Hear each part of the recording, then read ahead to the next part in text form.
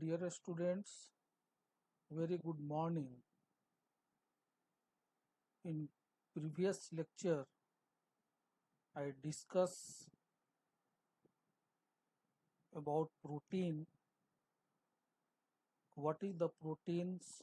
We discuss properties of the proteins and function of the different proteins. And also we have seen how the proteins change the conformation once binds with the small molecules like metals. We have seen the example of lactoferrins, how lactoferrins change the conformation of proteins once iron binds to them. Now I am going to discuss the three-dimensional structure of some proteins. Then we will discuss how proteins make primary structures, secondary structures, tertiary structures, quaternary structures. We will also see the how protein folds, what are the mechanism involved in the protein folding, and we will see some model of the protein folding. We will see the units, structural and functional units of protein, that is different amino acids. So let us start with the three-dimensional structure of some proteins. The question arises, why three-dimensional structure is important for proteins? So reason is that the proteins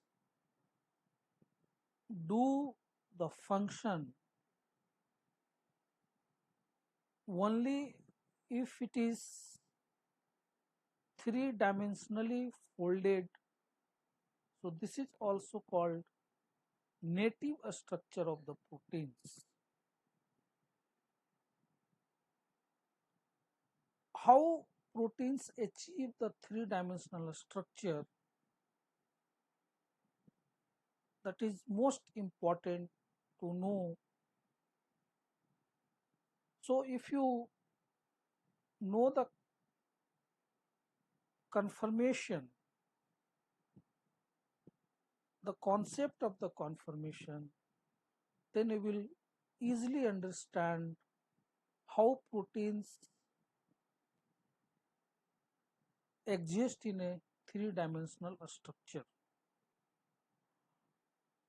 So first, it is essential to know what is the conformation, how we will define the conformation.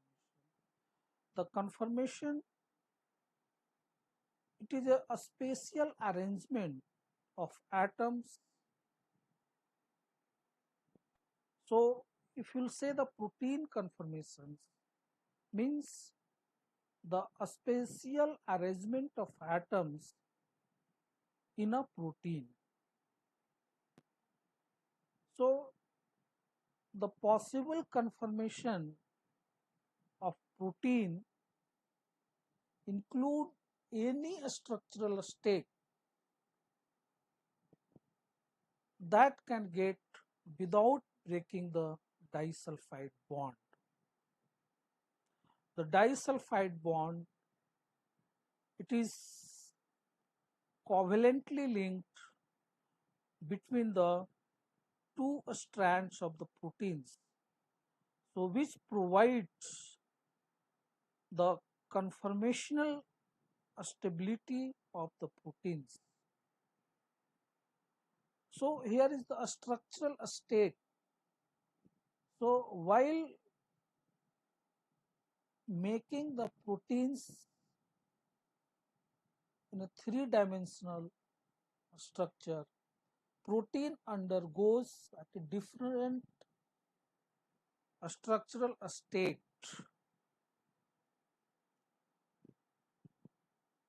Protein can assume unlimited number of conformations. Please correct here the typographic mistake. Here it should can, but by mistake it is typed as M, cam. So please correct it. So here if you see the three-dimensional structure of different proteins. So if you see the cytochrome C, it looks like a globular structure. So this globular structure you will get when you will crystallize the proteins. So this kind of model you have to draw from the crystal data. If you see the lysozyme, so it is also globular in shape, and you will see ribonuclease, so it is slightly different from the globular structure. So these three-dimensional structures, protein attains in presence of the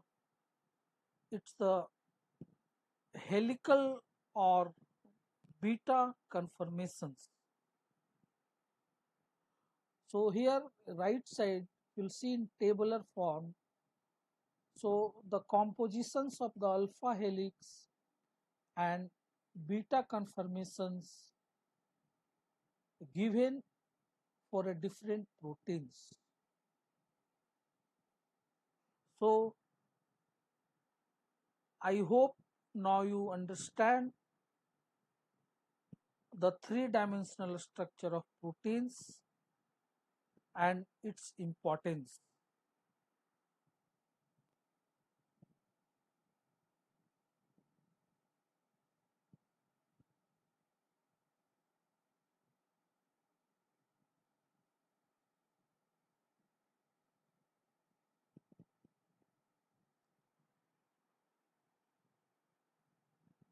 So I discuss about the conformations of proteins.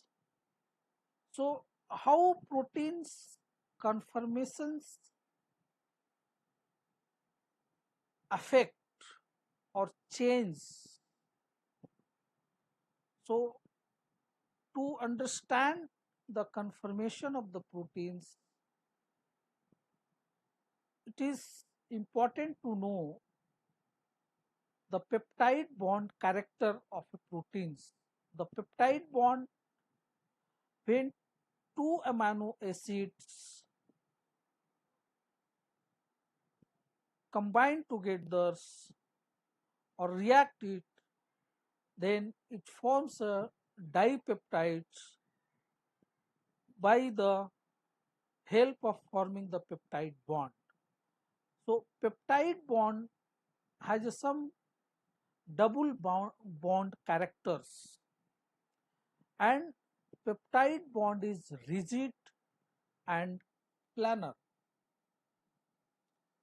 So first Pauling discovered that the peptide C to N bond. If you see this planar structure, so the you see the protein's backbone. So here is carboxy terminus and here is a amino terminus. So all the residues or side chains connected with, so CC bond, C alpha bond, NC alpha bond and CN bond. So which bond is responsible for the conformation and which is not help in changing the conformation, means which bond is rigid and restrict the motions of a side chain, because side chain will decide the conformation of the proteins. So if you'll see the C to N bond, C to N bond are unable to rotate freely because of it has a partial double bond character. Only you will see the rotation between the N to C alpha carbon and C to C alpha to C bond only can rotate to plus 180 degree or minus 180 degree. So this is all about the peptide bond characters and the rotation of the side chains, because these rotation determine the conformation of the proteins. Here you can see the resonance structure of the carbo of this functional group.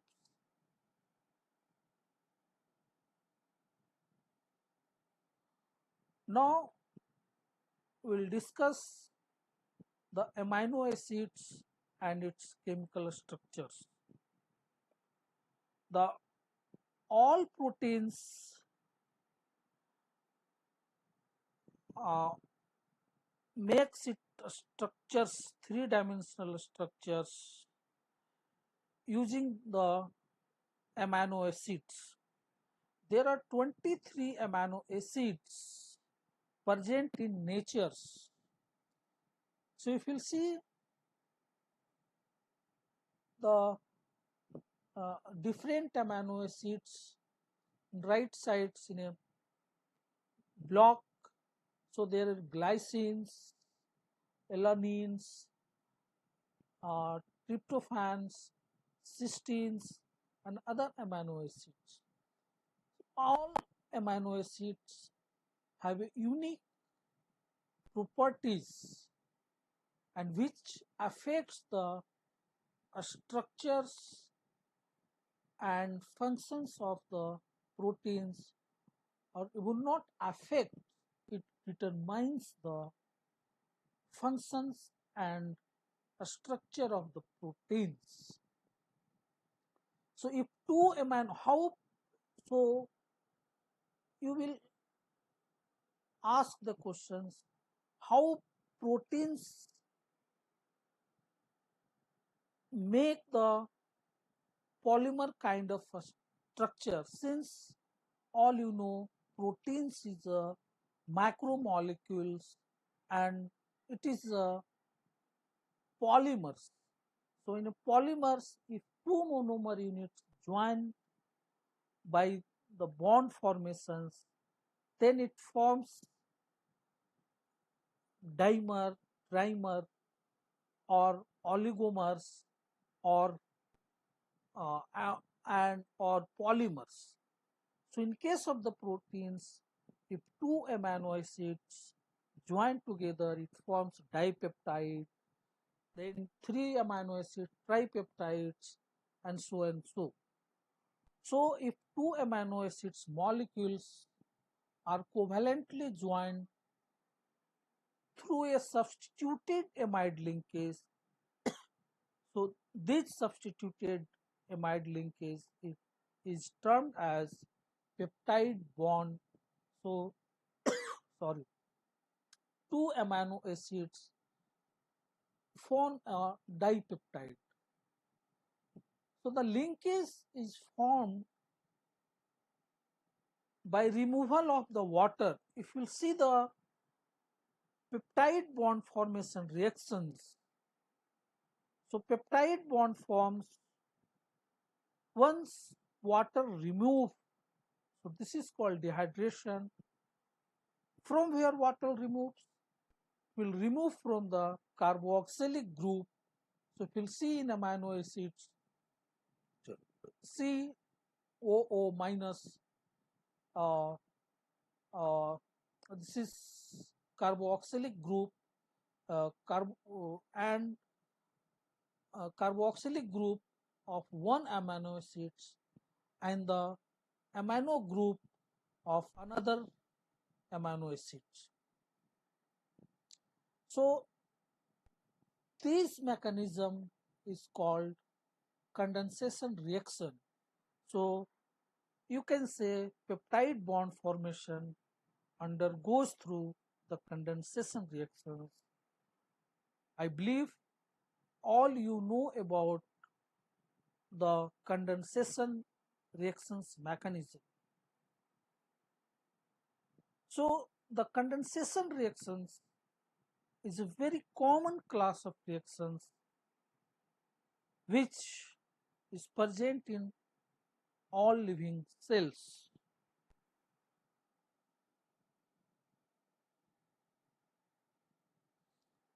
These amino acids side chain can destabilize the helix. Since I explained the side chain of the amino acids determines the conformations.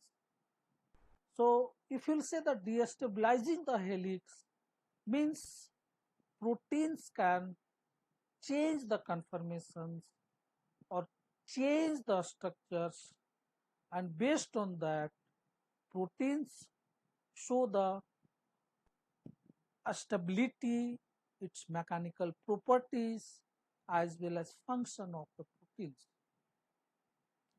So all polypeptides cannot form a stable helix. What is helix? We will explain in the next slide. So interaction between amino acid side chains can stabilize or destabilize this structure. So once amino acid interacts, the side chain of the amino acid can stabilize or destabilize this structure. For example, if a polypeptide chain has a long block of glutamate, glutamate is amino acids. So if you see the structure of the glutamate, so glutamate, so glutamate is the negatively charged R group. So R group is alkyl groups, so it has long chain of the R group.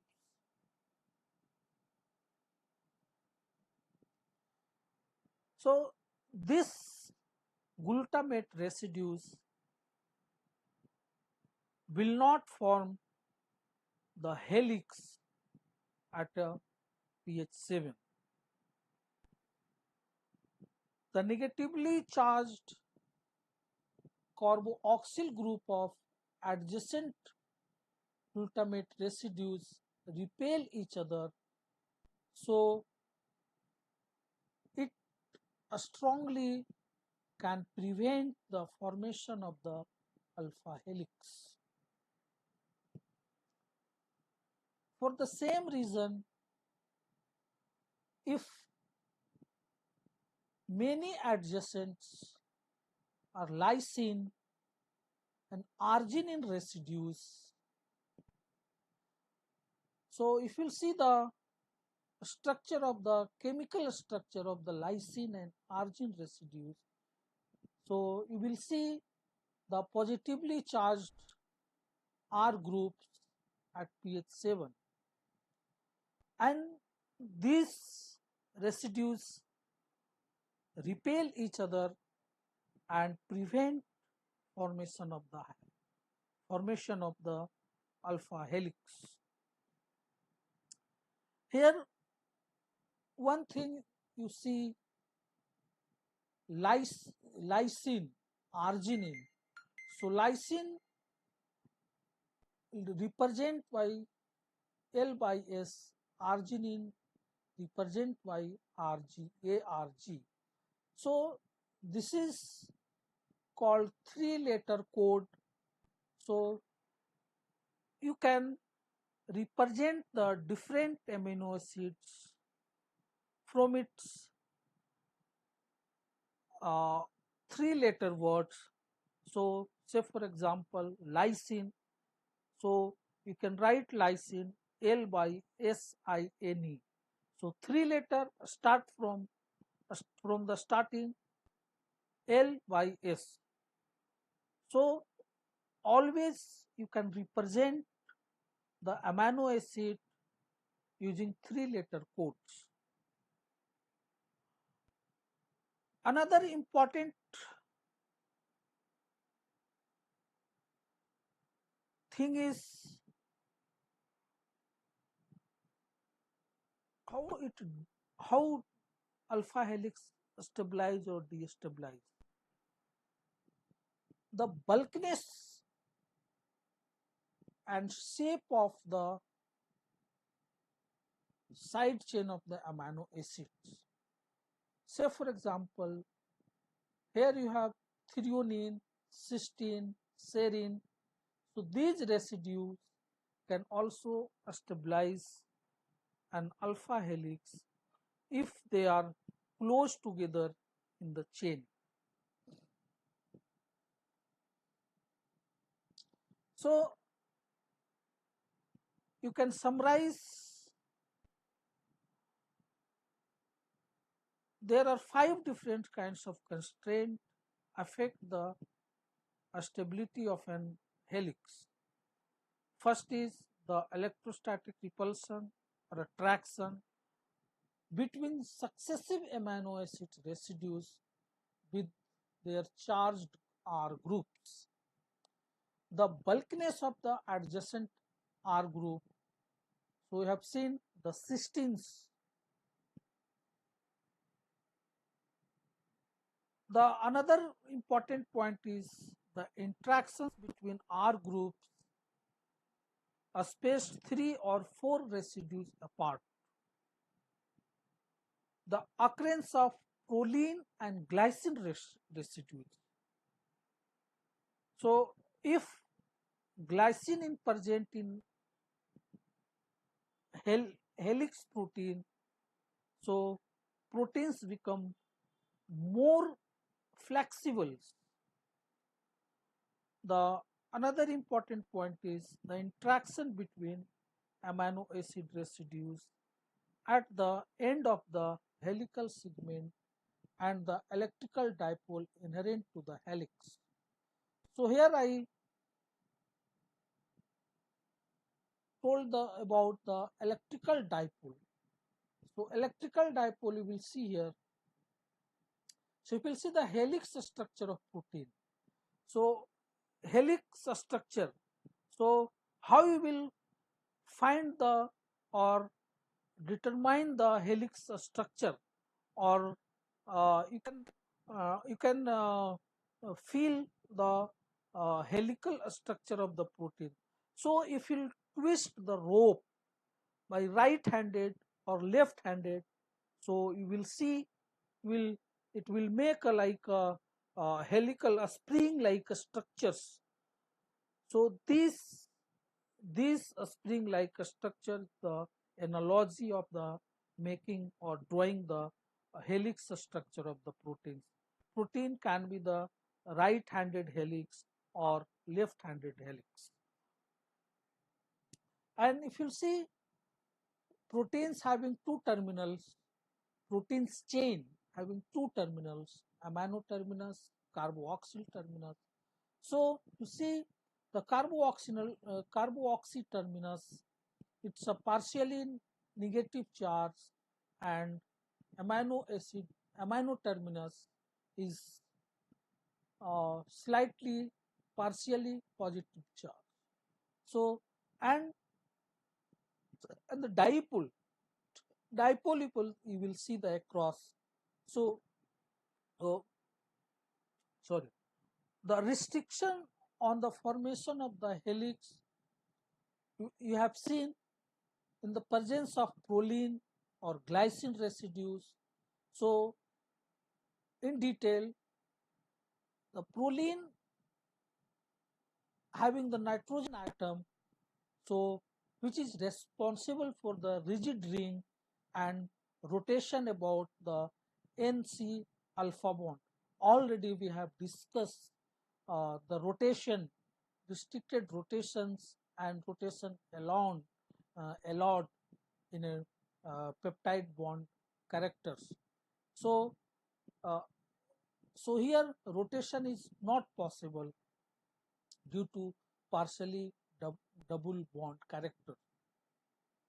Next, the proline residues introduces a stabilizing kink in an alpha helix. I think you know what is kink. In addition, the nitrogen atom of proline residues in the peptide linkage has no substituent hydrogen to participate in hydrogen bonds with other residues.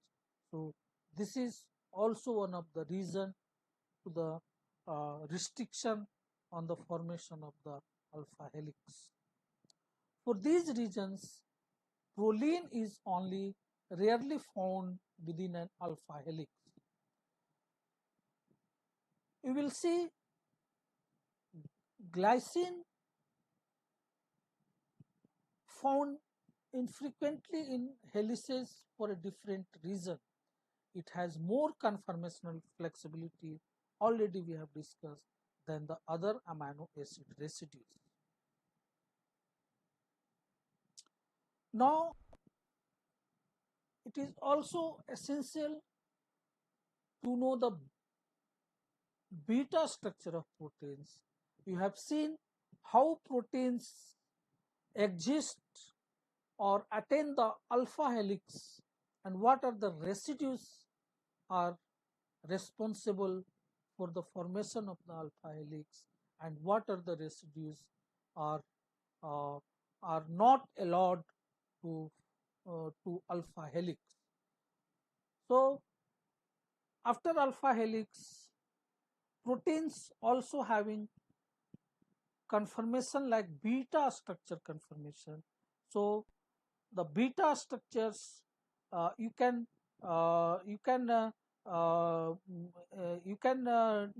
draw the beta structure or beta sheet.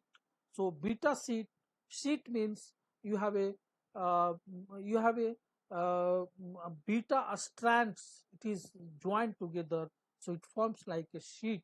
So it could be the parallel or it could be the anti-parallel joints. So how you will draw the uh, beta structure of the protein? So you have a, if you see this is arrow, this is arrow like structures. So the arrow like structures, the arrow side you have a head and this end you have a tail. So proteins in a protein structures, uh, you can find uh, both the mm, both the both the structures can present alpha as well as beta. So you'll see here alpha helix joined from the head and it ends connects to the tail. So this part is also called loop. You can see here only alpha helix are present. So two alpha helix joined together. So this part is called the loop part. So you can see here the how beta seeds join together. So this is called all beta motif, and this is called crossover connection.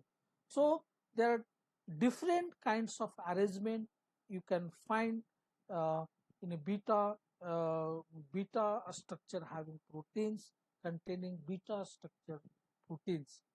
It could be the right-handed connection between the beta strands or left-handed connections between the beta strands. You'll see the beta barrels. So once beta structures fold in such a way, so it forms the arrangement like barrel. So this is called beta barrels, beta barrels types of the conformation. You can also see the twisted beta sheet. So beta sheet is twist. So all these beta arrangement uh, determine the mechanical properties or flexibility of the proteins, whether uh, whether it will uh, whether it is very strong in a structures. So means strong in a structure. In mechanical term, you can say enforcement of the protein structure. So how beta structures stabilize in protein structures. So one is hydrophobic interactions. So uh, I hope all you know the what is the hydrophobic interactions. Uh, so hydrophobic interactions make a very large contribution to the stability of the protein structures. So burial burial of the hydrophobic amino acids R group so as to exclude water requires at least two layers of the secondary structures. So you will see here already I have discussed two simple motifs, the beta alpha beta loop and the alpha alpha corner. So the two arrangements of the beta strands stabilize the strand twisting, and this and the beta barrels in a single domain. Already I have discussed about the beta barrels. So the the beta barrels structure you can find in the hemolysin protein. So this is a pore forming toxins that kills a cell by creating a hole in its membrane from the bacterium Staphylococcus aureus. Next, the twisted beta sheet you can observe in a domain of photolyase, the proteins that repairs certain types of DNA damage. So I hope you have understand about the beta structure of the proteins and how it attain the conformation of the different types of the arrangement of the beta structures in a protein. Already I have discussed the uh, uh, structure of the protein. So protein exists in different kinds of the state. So if you see the primary structures is the linear sequence of the amino acids. And secondary structures, you will see somewhat it's a fold, so 2-degree fold between the helix and in tertiary structures, so it folds in 3-degree and quaternary structure. So all the tertiary structures forms a different kinds of the subunit. So you can, in other words, you can say when all the subunits joined together by the loops, or then it can form the quaternary structure. So these structures, this is called folded structure. It is very important to do the function of the proteins. Here you can see the crystal structure of the human insulins. Now uh, now you can see the protein folding. So already I discussed uh, the quaternary structures. It folds uh, and it do the functions. So you already understand how protein folding is important. So of course, protein, without protein folding, protein cannot do the proper functions, and it cannot provide the proper structure to the living systems. So if you see the protein folding uh, process, how protein folding undergo in cells. So already we have discussed the central dogma, DNA replication, uh, transcriptions, and translations. So translations is a process where protein synthesize on the uh, ribosomes. So in the ribosome, so you'll see here cartoons how proteins undergo in folding process. So this is called random random structure, random coiled proteins. So with the different intermediates, so these are the intermediates, uh, uh, uh, proteins proteins proceed the folding. So it it uh, uh, it it uh, goes till until the protein gets native structures. So folding of the proteins completed once it achieve the native structures of the proteins, means completely folded or quaternary structure of the proteins from the random coil. So here you see in living cells, proteins are assembled from amino acids, already I have discussed, at a very high rate. So for example, E. coli cells can make a complete biologically active protein molecules containing 100 amino acid residues in about 5 seconds at the 37 degrees Celsius. So proteins can fold in 5 seconds at 37 degrees Celsius. So how does such a polypeptide chain arrive at its native conformation? It is very curious. So let us assume conservatively that each of the amino acid residues would take up 10 different conformations on average. So you'll see so these are the different conformations. So it gives around 10,000 different conformations for the polypeptide. So now let us also assume that the protein folds itself spontaneously by a random process in which it tries out all possible conformations.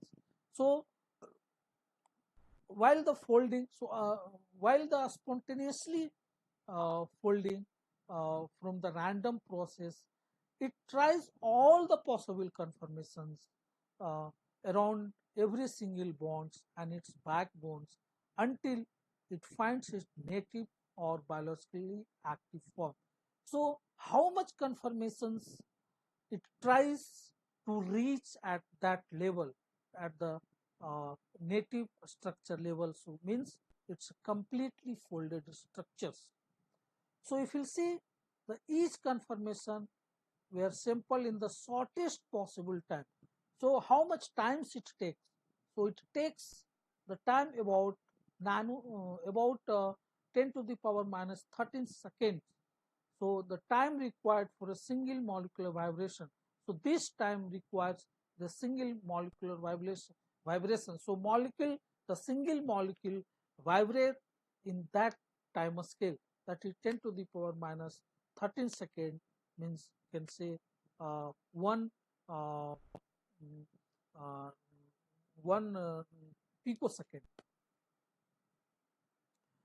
So it so once so you see here, it would take about 1077 years to sample all possible conformations.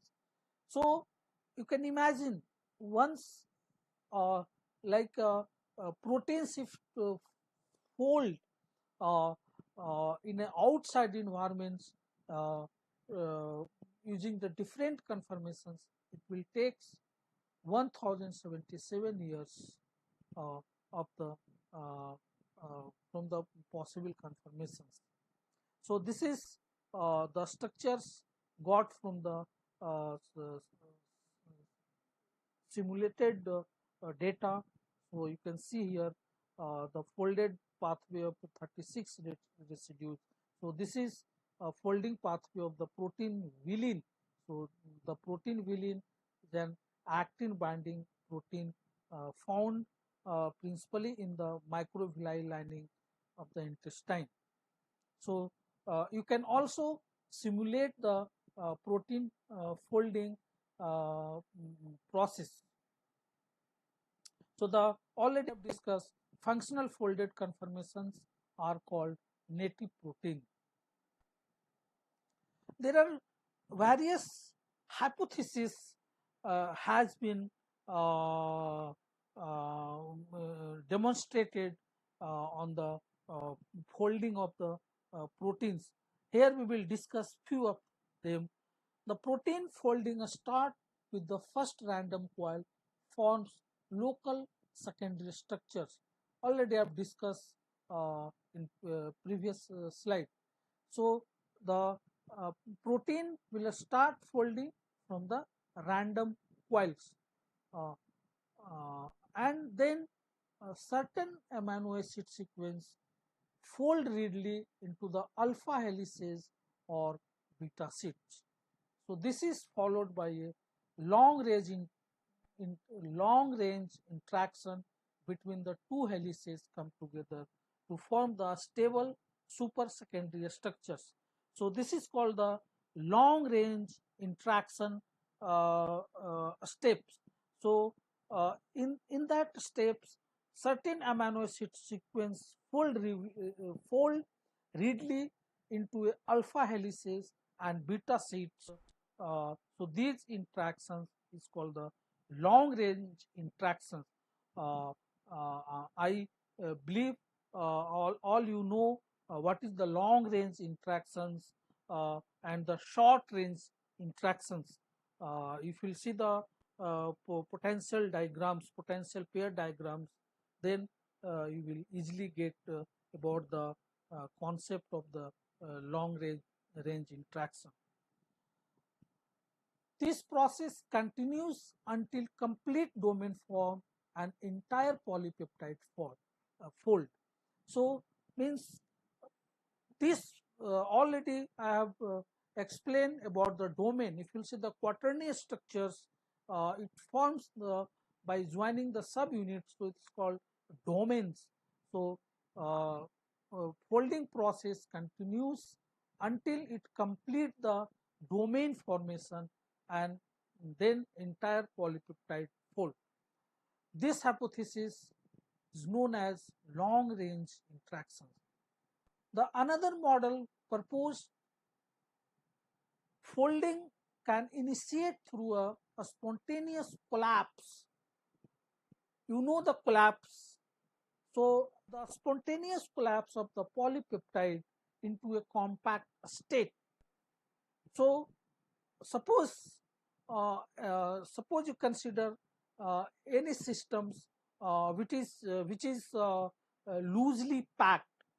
So if it is loosely packed, then it can spontaneously collapse, and it can achieve, or it can attain the compact state. So how this compact state achieved? So there is a hydrophobic interactions uh, act here to achieve the compact state uh, among the non-polar residues. So you can say this is uh, uh, mediated by the hydrophobic interactions among non-polar residues. So in other words, you can say hydrophobic uh, interaction mediated uh, uh, mediated mm, process. So most of the you will see the most of the proteins fold cooperatively uh, by taking the help of the uh, both of the hypothesis, other long range interactions, or spontaneous collapse methods.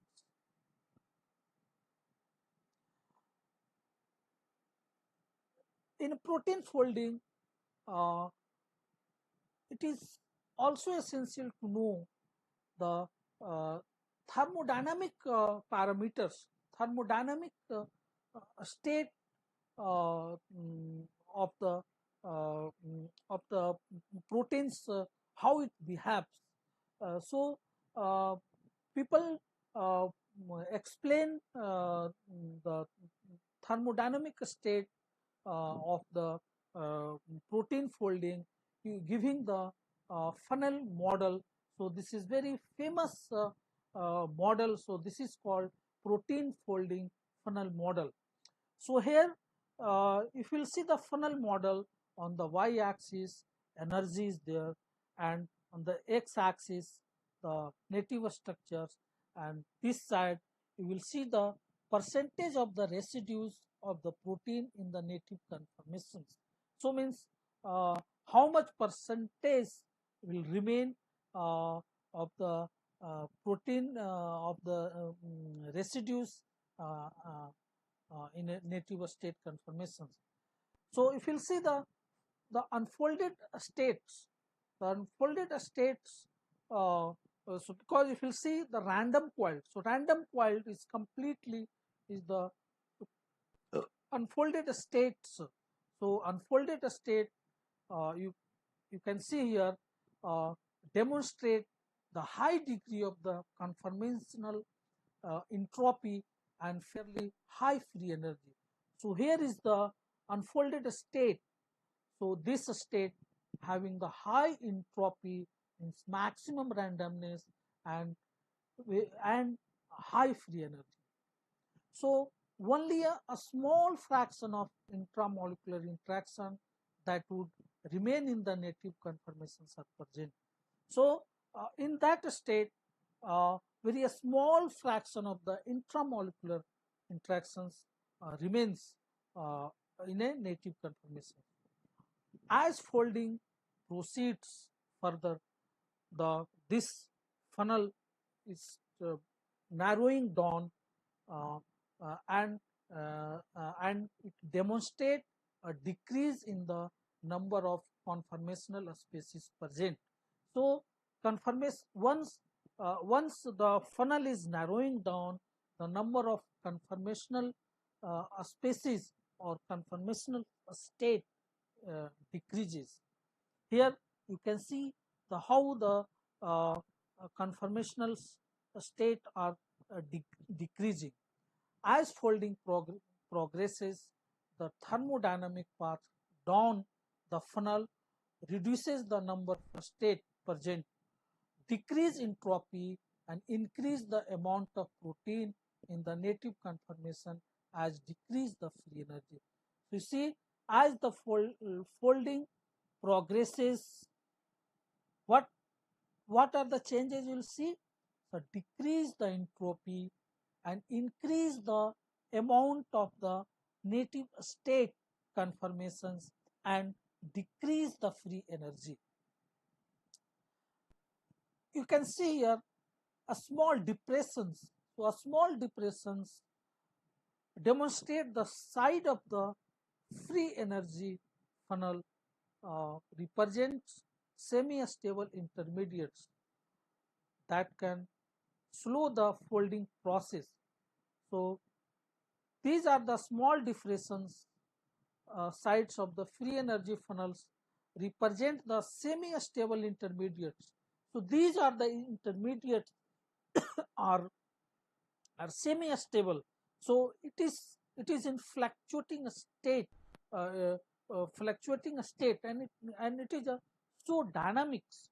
So if you want to really understand the folding uh, process, uh, since the complete folding process still still is a very unsolved questions because of the semi-stable intermediates still has been not understood completely because of its very unstable state uh,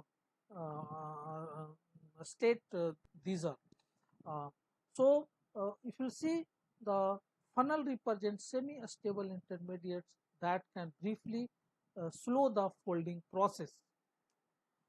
If you see at the bottom of the funnel, bottom of the funnel, an ensemble of folding intermediate has been shown reduced to a single native conformation. So, as it goes down to the bottoms, so the uh, ensemble folding intermediates decreases, and it attains or it achieve the single native conformations. So this is all about the protein folding funnel models.